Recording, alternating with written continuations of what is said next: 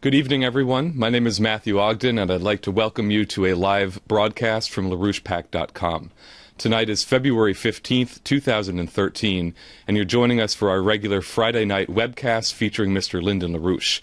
Tonight in the studio, we have Jason Ross and Leandra Bernstein joining us for the discussion period after Mr. LaRouche's opening remarks. I'm sure what Mr. LaRouche says tonight will be very significant regarding today's developments, so I'd like to give him to you right away.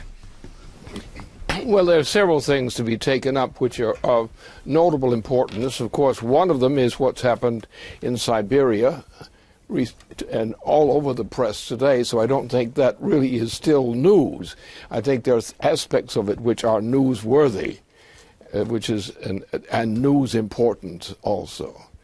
But however, the key thing that faces us internationally, which is still the leading issue throughout the planet, is the question of Glass-Steagall.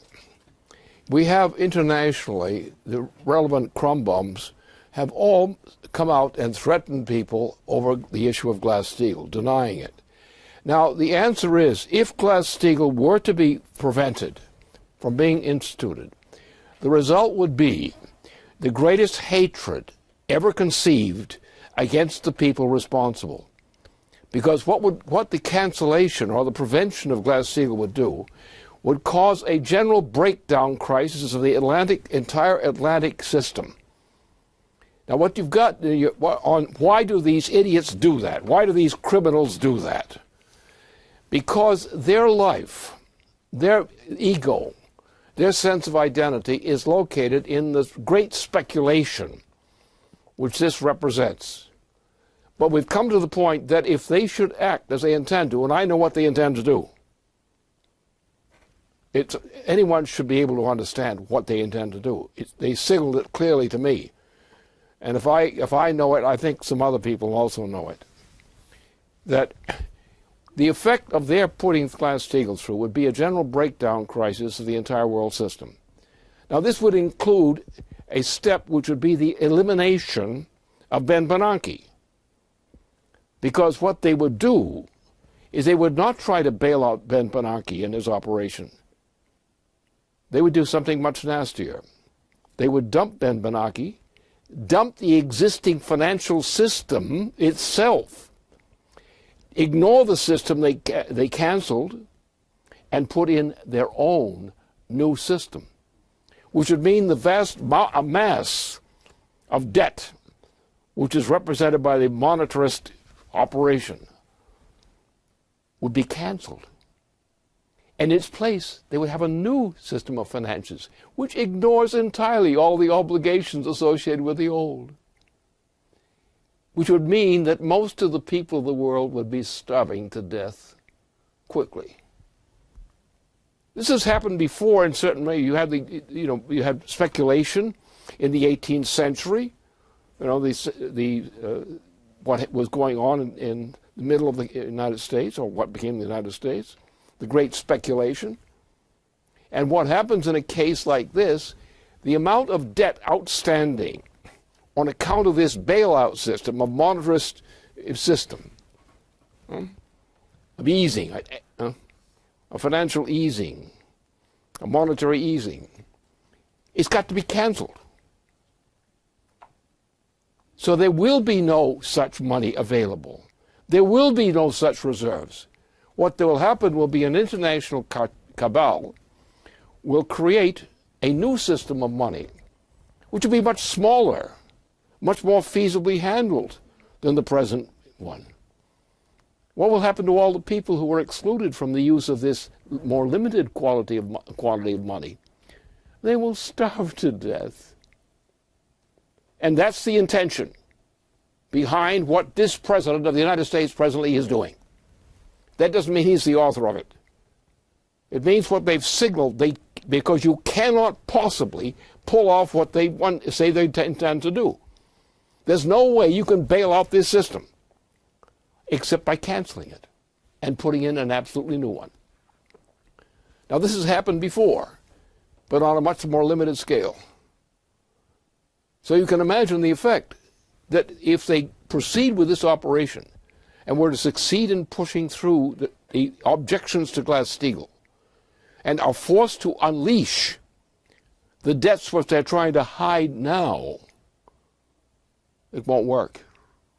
What they will simply do, have to replace and cancel the debts outstanding now under the present arrangement, and come in with much more modest ones, but they pay them to rich people, which means there'll be still less for the people otherwise. This goes together with the Queen's project for reducing the population of the planet from about 7 billion people to the order of 1 billion people. That's exactly what they've planned. And anyone who's going along with this opposition to Glass-Steagall from here on is going to be denounced internationally by me and by others as mass murderers. They'll be the most unpopular people crawling around or slithering around the planet. And that's exactly where we're headed. Now, a lot of people don't want to think of things sometimes that they think are too frightening. They are easily scared. All these pompous asses are easily scared. Just a little whimper of a donkey's bray, and they'll scatter to the winds. But those who intend to do things, such as the British Queen and other people of that sort, are mass murderers when they think it's necessary to be so. And that's what we're faced with. So anybody who's telling you that Glass-Steagall is not to be enacted is actually acting on behalf of mass murderers. And most of the people of the United States are the indicated victims, among others. So that's where we stand this date. That's the issue. They put the issue on the platter. I know exactly what they're doing because I know how systems work. And what they're doing, the only way it will work, is cancel the entire bailout system. Just wipe it off the plate and come in with a new system in which people who are privileged will be bought into that system, and they will be given relatively good incomes to live on, but unfortunately the greater majority of the population will have none. This is the greatest population reduction scheme so far in known history. And that's what the policy of the people who oppose Glass-Steagall is, whether they themselves know it or not. But they will be held accountable for the effect of that policy. And that's where we stand. And that's the main issue. Now we have other issues which are of a completely different nature, which are quite popular now because they suddenly blasted their way into our consciences. And it started in places in Russia, where suddenly a swooping thing shot through the atmosphere at extraordinary speeds and made a mess of things for about 1,000 people or more immediately. What this movie has shown is that the entire world system is now subject from outside the immediate vicinity of the Earth, is shooting across our bow and requires a very active SDI operation in order to defend humanity against effects like that, which were demonstrated in Russia today and yesterday. So that's the other issue. So you've got two issues. One, the key issue is if the opponents of Glass-Steagall continue to proceed, they're going to be among the most hated people on the planet. And I don't think the hatred will be in any sense mild. When you are taking a mass of human beings and condemning them to death by starvation and similar means, they ain't going to be happy.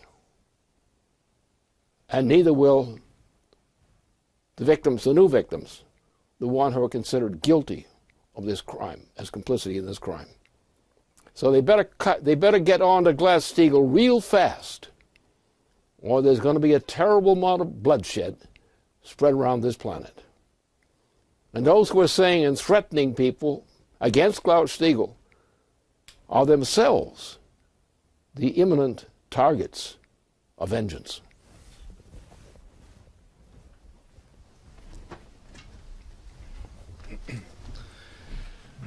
Thank you very much. You're watching a live broadcast from LaRouchePack.com. I'd like to ask Leandra Bernstein to come up to the podium to present the first question.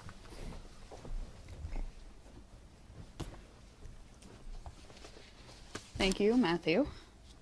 So there are obviously some major questions outstanding on Glass-Steagall based on the flurry of developments that we've seen this week, but I'd like to preface this question by putting out the call to all of the activists around LaRouche PAC to immediately contact your member of Congress, your representative in the House, to sign on to H.R. 129, which is a Marcy Kaptur bill for the reinstatement of Glass-Steagall. It's the exact identical bill to H.R. 1489, which was in the House last session.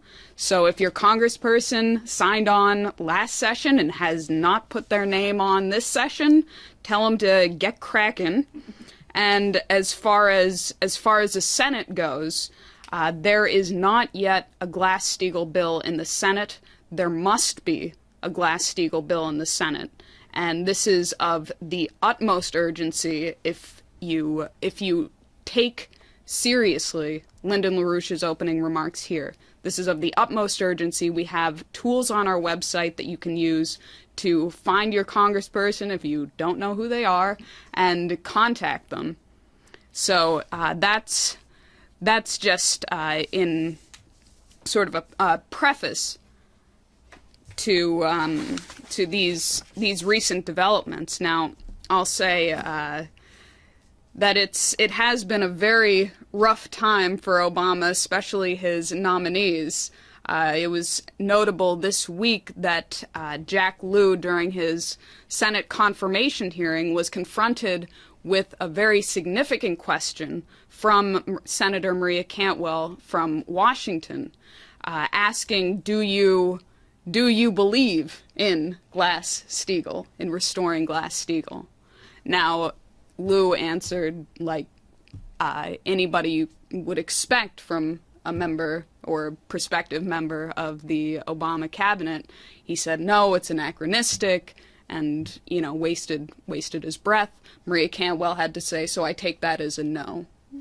But what is significant is Maria Cantwell, for those who remember, she was, along with Senator John McCain, the sponsor of the Glass-Steagall Amendment to the 2010 Wall Street Reform Act, which became the Frank Dodd Bill. And that amendment was viciously crushed by the Obama administration as soon as it came up. But now it's come up again this week. Today, again, in a Senate Banking Committee meeting, West Virginia Senator Manchin brought up Glass-Steagall to a member of the Federal Reserve, questioning a member of the Federal Reserve, saying, if I understand it, this law was on the books for over 60 years. It was true, it was eroded in the 1970s and 1980s, but we did not have the kind of crises that we have today since the repeal. So my question is, why aren't we discussing bringing back Glass-Steagall, bringing back the Glass-Steagall legislation? And it was actually an interesting response because it harkened back to the argument from Alan Greenspan from his 1984 pamphlet on taking down Glass-Steagall, saying we have to be competitive with the European universal banks. Well, we're very competitive with the European banks right now, on the way to the bottom. But anyway, so along with these developments, Jacques Cheminade was interviewed on a major French television program where he was able to speak extensively on banking separation and Glass-Steagall in particular. These developments out of the Senate, very important. There are developments coming out of the state houses in the state legislatures, which are going to be highly significant, which we'll be covering on the website in the near future.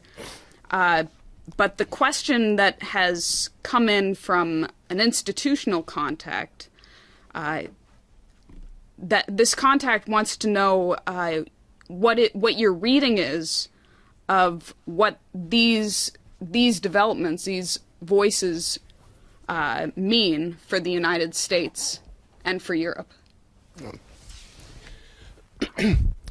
Well, you have to understand something in general when you approach a question of this momentous quality.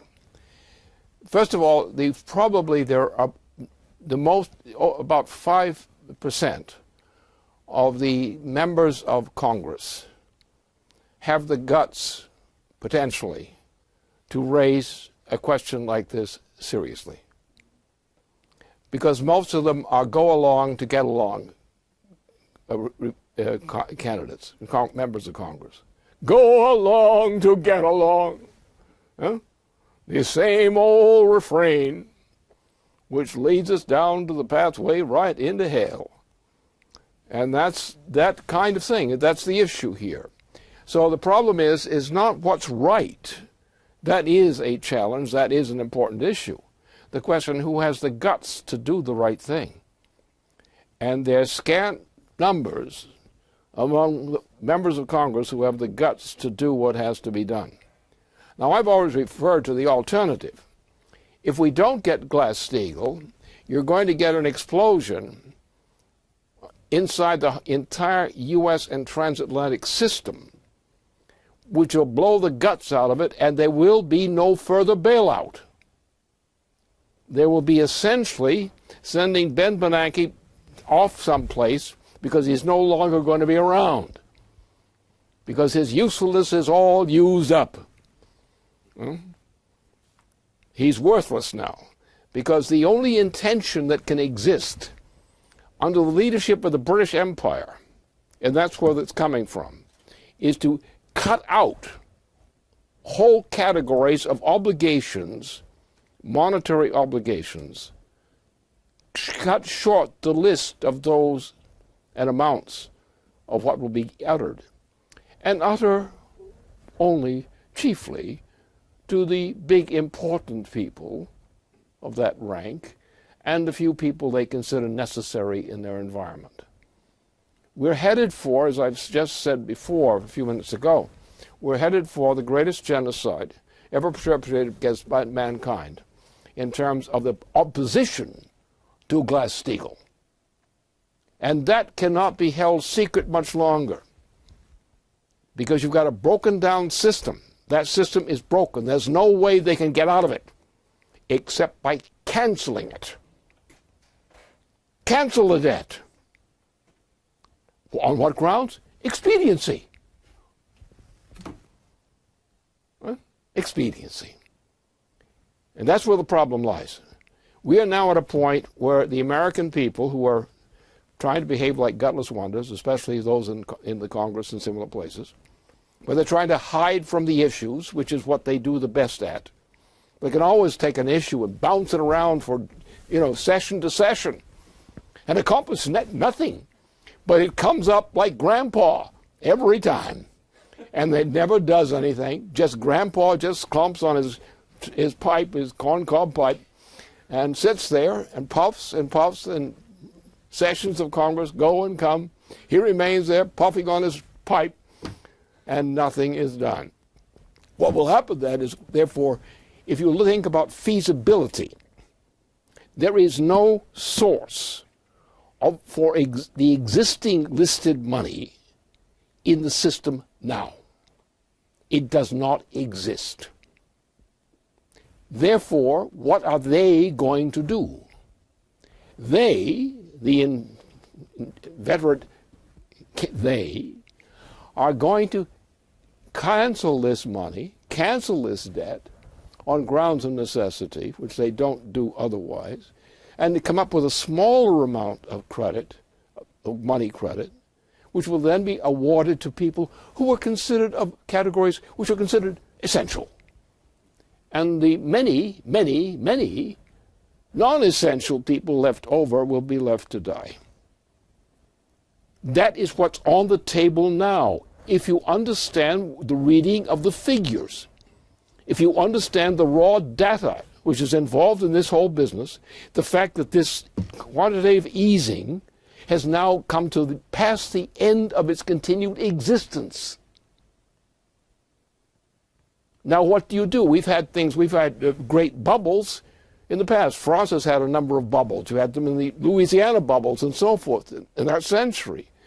Now we've come to a granddaddy version of that same thing.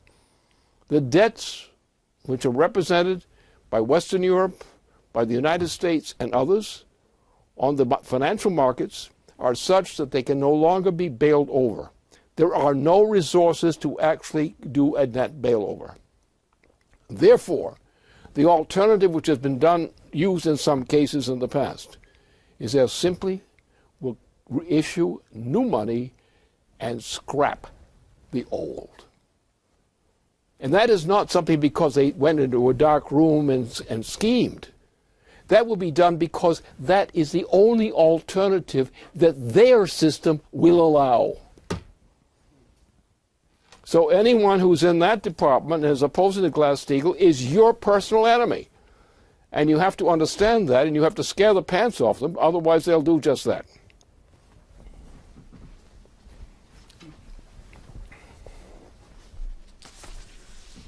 All right, that being said, I have to ask a follow-up question because there's a lot of pressure coming down on leaders in the transatlantic. In the Congress in particular, there are people saying, if you put through Glass-Steagall or even talk seriously about it, you will be held responsible for the crash of the whole financial system. There are people who are putting forth these absurd proposals, so-called Glass-Steagall proposals. Even a champion of Glass-Steagall during her campaigning, Elizabeth Warren, apparently wishes to give Dodd-Frank some time to work, whatever that means. I think you've said, but. And then people talking about Sherrod Brown having a proposal to separate banks not by function, which Glass-Steagall would do, but by size, which again, so they're being threatened, they're being disoriented, but I'd just like to clarify what you're saying, because what you have said on this program before is that Glass-Steagall would wipe out the nominal assets, the hyperinflationary assets, the bailout money. Yeah. But is what you're talking about similar to what happened post-Weimar hyperinflation, where there was a hyperinflation and then a sudden deflation, where Hjalmar Schacht, who was Adolf Hitler's future finance minister, came in, introduced a new currency, and the austerity that tore through, is this what you're discussing, the austerity that tore through Germany post hyperinflation? I think it would be useful, because you've said we would wipe these assets out, but you're also saying the opponents of Glass-Steagall will wipe these assets out. So just to clarify. Okay. Now the point is that, as in the Schacht case, remember Hjalmar Schacht was operating under the authority of the Bank of England. So that in a sense, that was the same mechanism which I'm talking about now, except the circumstances are different. At that point, the British managed, with the support of the United States, with the Wall Street crowd, managed to support Adolf Hitler. That's what they did. They made some adjustments later, but that's what they did. Now you've got a situation in which the degree of hyperinflation, which presently exists, especially in the transatlantic system, but throughout the world at large, the entire system is now hyperinflated to the point that it can no longer continue to exist on its present books. In other words, this is a doomsday situation. Now, for me, it's not a doomsday situation because I know, okay, if we cancel all this worthless money, cancel all this worthless debts, gambling debts, Barry Bernanke or whatever. If we do that, then we can survive. We will then be able to survive if we do two things. First of all, we have to install Glass-Steagall immediately. If you don't include Glass-Steagall immediately, you're not a patriot of the United States. You may think you are, but you're not in reality. The only way we can save the United States in some reasonable way and save and protect the people of the United States is to install Glass-Steagall now. Anyone who doesn't do that is a traitor to the United States, whether they intend that or not. Because there is no solution for the people of the United States without Glass-Steagall. Because the hyperinflation which has been built up in the transatlantic system is so enormous, there's no ability in the world at large to continue to sustain it. This is a breakdown system. And that's the issue. Now, at that point, you say, well, what are you going to do?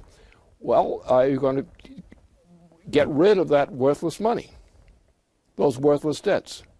They're not honest debts. They're gambling debts. There was no purchase of anything. It was gambling. They went into a gambling game, like the board game of, famous board game. And it's a gambling game. They're gambling debts. They're not debts on the basis of product, of producing something. They're not claims on reality. They're gambling debts. So the gambling debts are so large. So what are we going to do with the gambling debts? We'll cancel them. If they are gambling debts, cancel them. And then put Glass-Steagall into effect. Now, Glass-Steagall, as people should know, has two features. One is the features which are known, which is a memory of Franklin Roosevelt's actions. But we're now in a different situation, a far different situation. Glass-Steagall is still the only thing that works. But it doesn't work by itself anymore. Why? Because the amount of credit in the system is so small, even after you strip off all the fake money, the fake debts, that you don't have enough to keep an economy going. So therefore you have to have a credit system which will supply employment, productive employment, for enough people on the basis of a credit system. That means you have to actually create government-controlled credit. Government control, I say, because it's not just government credit, it's government-controlled credit for useful projects, to employ people, get them to produce things which are necessary, important. In other words, to have an actual productive employment approach. And that would, within, say, a generation, or at most 2 generations, we would have created in the United States, the greatest system of economy the world has ever seen. Now they have the alternative. They can go to hell, and that's where they'll go if they continue to oppose Glass-Steagall, because the debts of this nation, the hyperinflation of debt in this nation, is such that no one can sustain this as long as that obligation, or those so-called nominal obligations, are upheld. There just simply is not enough means to sustain this. It's now at a point of blowout. Now, the point is, what you say, well, these are gambling debts. Well, just what do you do in a case like that? The nation cancels the gambling debts per se. You cancel. We don't recognize gambling debts anymore. We said it was a mistake to do it in the first place. But those are, what we're talking about is the defense of gambling debts, not debts on the basis of production or goods purchased. In other words, they're fake debts.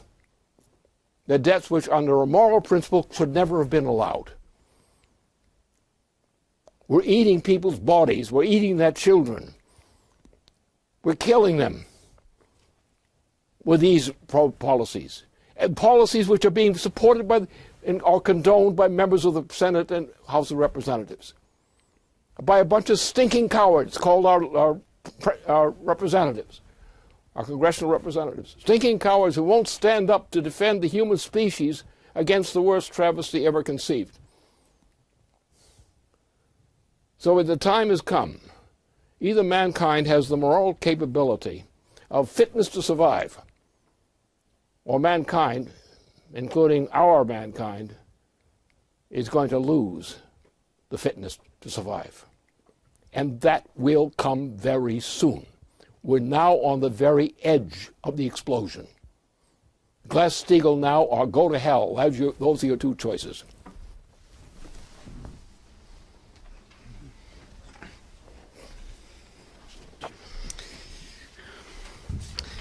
Well, I'd like to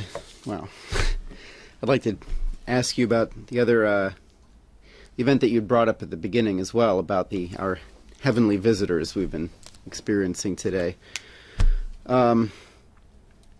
Today we had two close encounters. One of them, one asteroid, 2012 DA-14, passed 17,000 miles from the Earth, which is closer than a number of our satellites that we have surrounding our planet.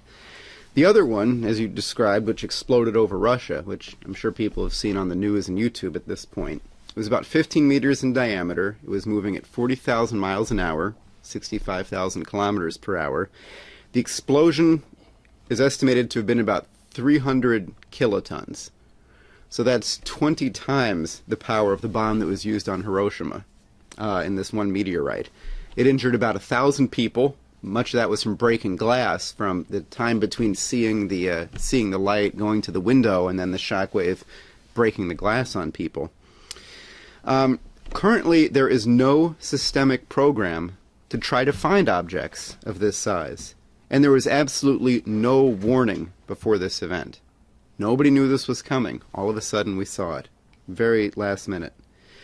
Russian Deputy Prime Minister Dmitry Rogozin called for the U.S. and Russia to collaborate on finding such objects in advance and on defending us by preventing them from reaching our planet. In the fall of 2011, Rogozin had called for an SDE, a strategic defense of the Earth, both on missile defense and on planetary defense from these outside threats. Russian state television quoted him, what he said the response was to his earlier offer. He said that the response was skepticism. That can't happen because it can never happen. There was a certain amount of criticism and many people laughed, is what he said. Now, NASA estimates that there are about 10 million near-Earth objects that are smaller than 30 meters across, like the one that exploded over Russia today. 10 million of them. Among these objects of that size, we've found about 1,000. So this is 0.01% of them that we know about so far. For objects that are larger, 30 to 100 meters across, we've found about 2,000 out of the estimated 500,000. So for objects of that size, we're doing a little bit better, but we only know of 0.4% of them. It would be very unfortunate to discover something of that size by it striking the Earth. And currently, as I said before, there's no comprehensive plan to deflect such objects or even to find them.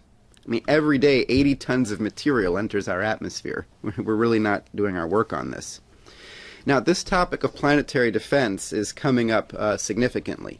It was the feature idea between on the fall-winter 2012 issue of 21st Century magazine, which included proposals for international cooperation.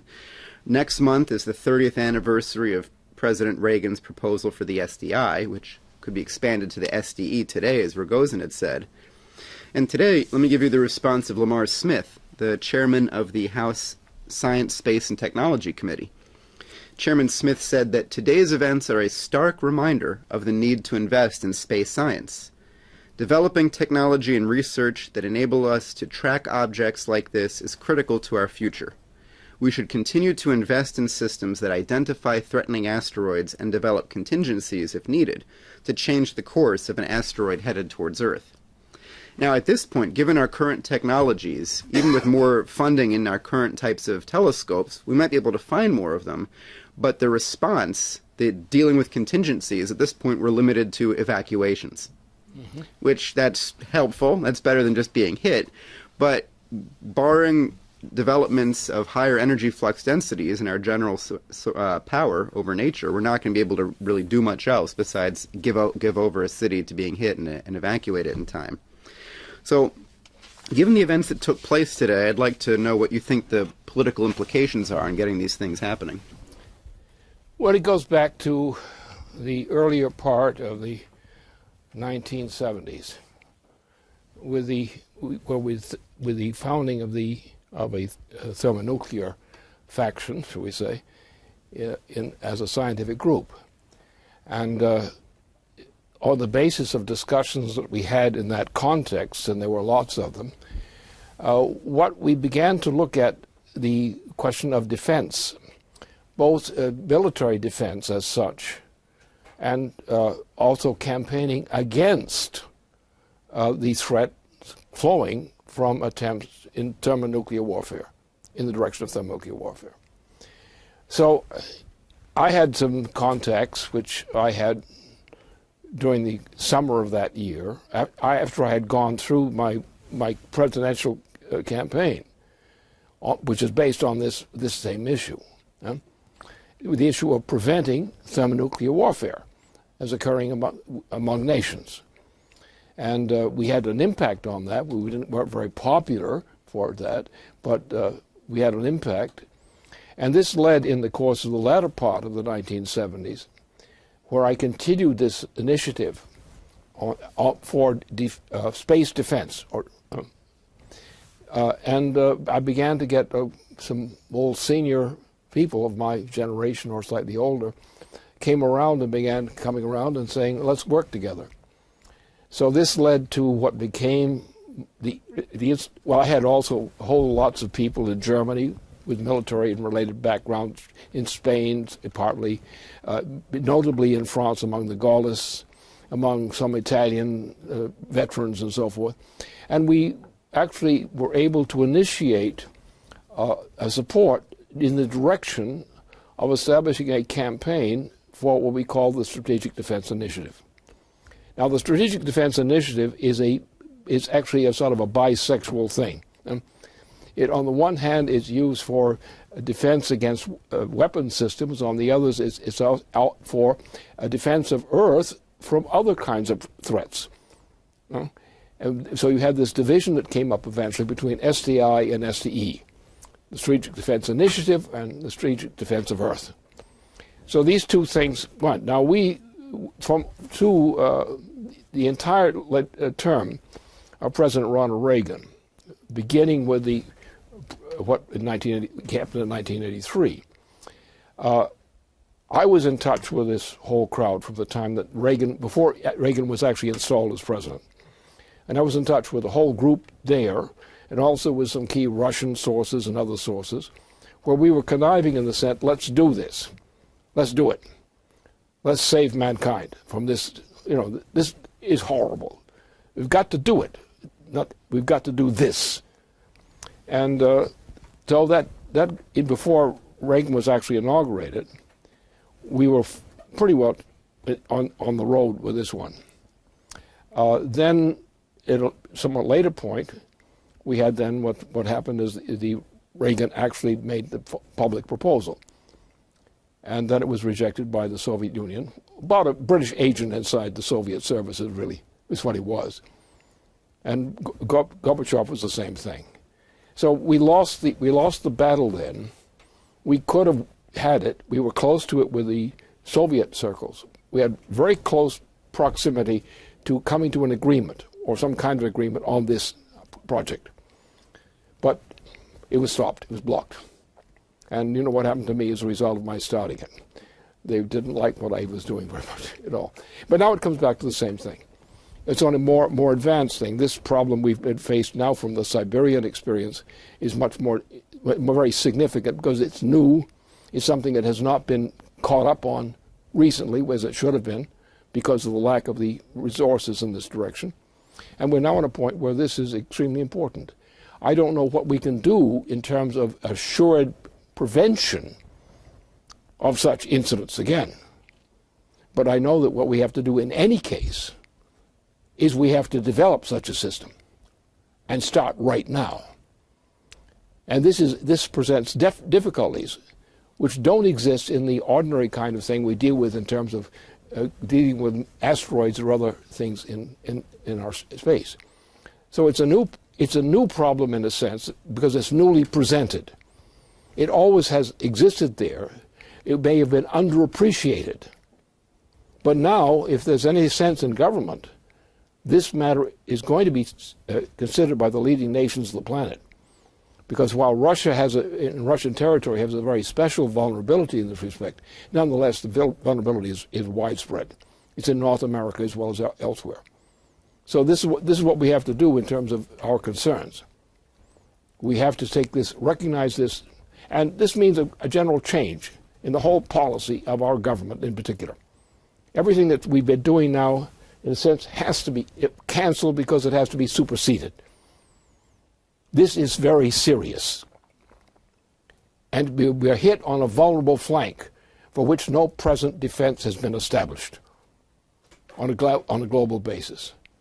And therefore, doing something about this now is on the first rank of importance.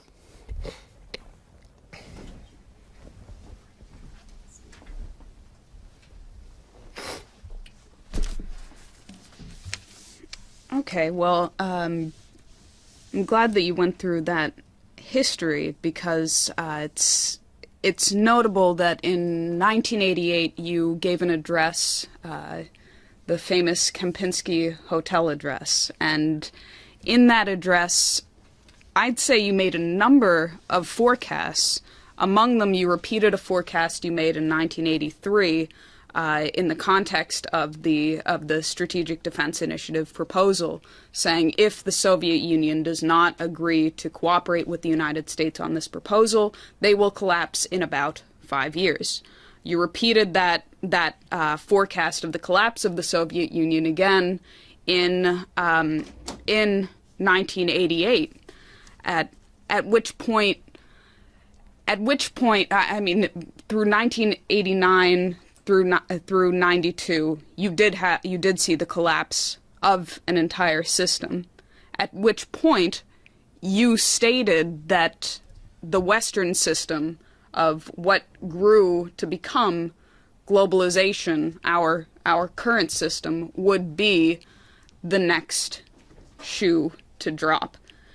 And I mean, you've illustrated here very clearly what we're facing in terms of the crisis, but there is one thing that I would like to add in, which is there are a lot of people who think you're exaggerating when you talk about hyperinflation.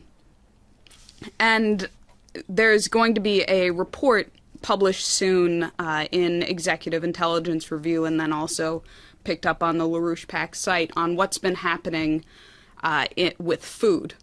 And just some of these, within the past year, you've seen feed for animals is going up.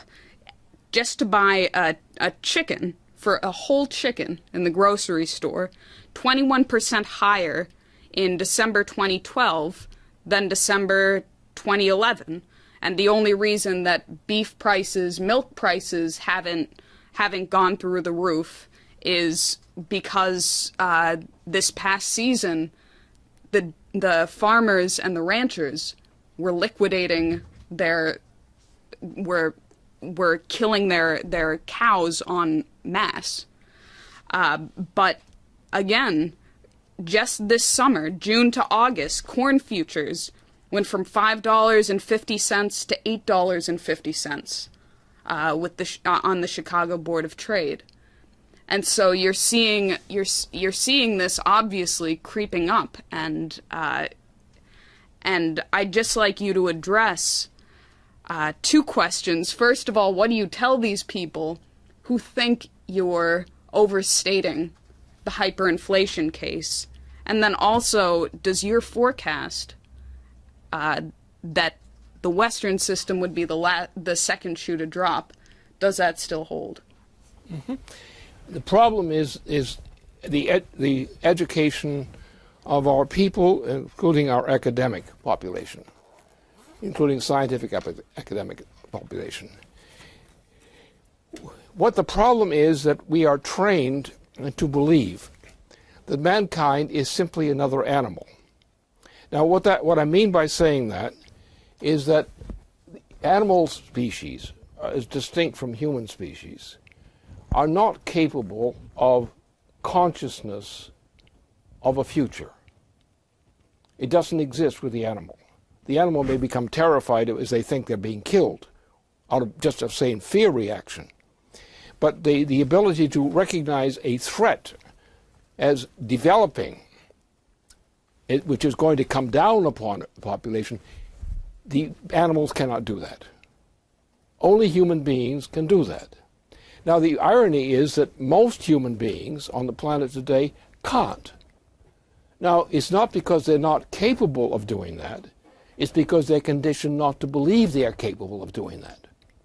And only a few people, which I'm a typical case, is able to think in terms of the future, of what the future means, how you get a preemptive sense of what the future is going to bring. And that's been my skill for a long time, since my early days of forecasting back in the 1960s. And it's always worked. I've never made a mistake as such, because it's very easy when you recognize that you have this ability to respond to these kinds of things. You know you have it, and you will, when you get the experience, you will be critical of what your experience is, but you will eventually probably go with it. You may wait, as I have many times. You wait and say, well, maybe it's not going to happen this way. Maybe I'm wrong on this one. But I've generally managed to make a number of major forecasts relative to what other people were doing, as in 1971. It was my big success was the 71-72 period, where I was the champion who knew everything about the world's economy. The others were all going, because they never had understood this. They never had accepted this. And most of them didn't believe. Most people today do not believe. They do not recognize that human beings actually have an insight into the future. What they do, you'll find most people will say they will use statistical method. They will take a probabilistic method based on statistical method and will say that's what determines the future. Now what that means is they're incompetent to understand the real future. And so that's where this thing comes into being. And that's why many people, because they are stupefied by this particular doctrine that they've been indoctrinated into, they don't realize that the human species is capable of foreseeing the future. Now this is, if you think the case of leading scientists who've made major discoveries in physical science, they all have gone into the future. Einstein went into the future, Max Planck went into the future, and so forth. So the ability of people, and this also applies in other cases for physical science, there are people who are generally called scientists or other kinds of similar kinds of skill, who are capable of responding to the future, something that has not yet happened. And that's what I do. And I'm good at it. And I get people very angry at me because I am good at it. And they don't like people going around their backs and telling them what's going to happen to them. But that's my specialty. I have always been able to foresee, ever since I was younger, much younger, always been able to see and recognize that there is a human ability which does not exist in animals to foresee the future in a certain sense, in a certain way. It's not like some crazy model that pops out of the sky, but there are definite ways in which you know that. You simply recognize something, and you recognize the evidence is there, and you see that has a future consequence. And that's all there is to it, as I have done tonight here. I said things that are true. They're absolutely true. I know they're true. They involve the future. I know what the future is. And it's not a matter of something mystical. It's a matter of simply knowing your business.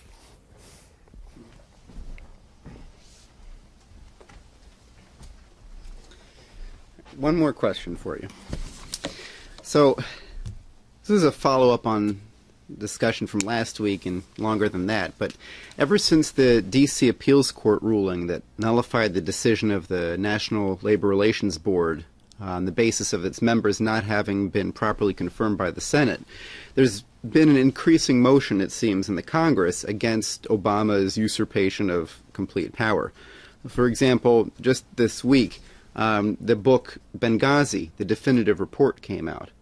which described that what was actually going on in Benghazi is that a small group of joint special JSOC operators was running weapons transfers, performing targeted assassinations. Basically, a group that was answerable really only to Obama was performing military actions outside of the general military framework.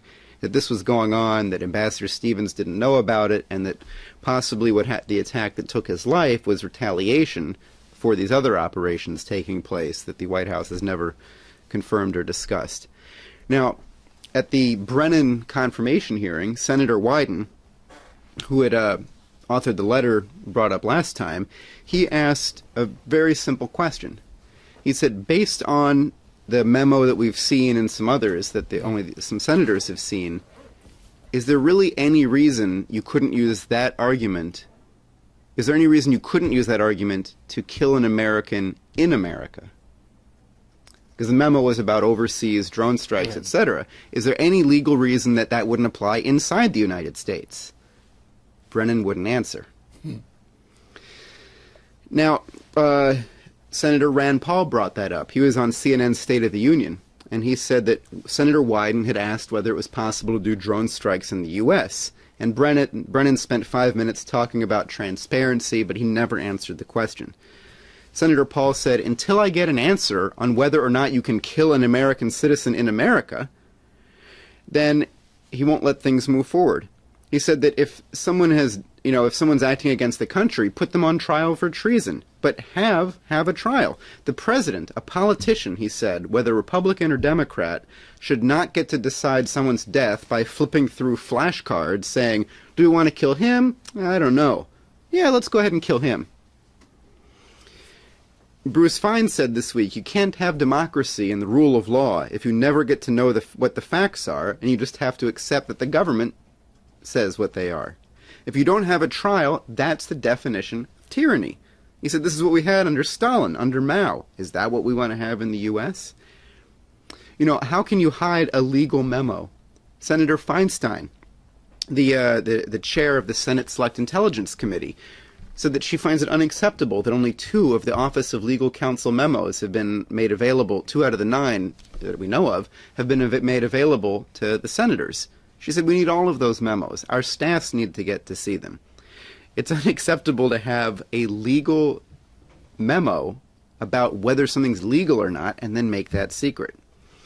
So, you know, we've also got, just one last thing, Congressman Frank Wolf from this area of Virginia. He's got House Resolution 36 calling for a select committee like Watergate or Iran-Contra on Benghazi. He's saying, look, it's been 5 months. There's no real moves to investigate what happened and bring the people who did it to justice. You know, the Hagel and Brennan nominations are jammed up in the Senate. As Leander was bringing up, Jack Lew was being questioned on Glass-Steagall. Manchin brought up Glass-Steagall. So, in other words, it seems that there is motion in the Congress. My question to you is this something, you never should just be glad about something that seems to be nice happening. I mean, we got a war to win. But how do you see the importance of these kinds of matters in regards to the importance of Glass-Steagall right now? What you're talking about is a breakdown of government, which at the present time is largely associated with the current president. This president is probably the most illegal president we've ever had in the United States, and we've had some real clunkers. And that's what the situation is. And the problem is that, as I see it, we don't have many people with guts. Now, I don't mean guts in the sense of bravado. I mean, when you know a crime is being committed, you know that lives are being placed in jeopardy by that crime. You know generally who or what is doing it. You know you have the information.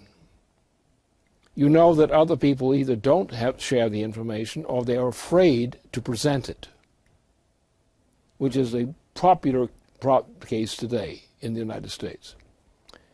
So I have always considered it an obligation to tell the truth if it's important when other people lack the guts to do so. Now, that is not just something you get a reward for from the outside. It's something you get an inner reward for. Because if you find that you have the guts to say what others would not have the courage to say, and if it's important, then you have the advantage of honor, which the others do not. And the advantage of honor is you have affirmed that you have a mind that works, that is not clouded by fears.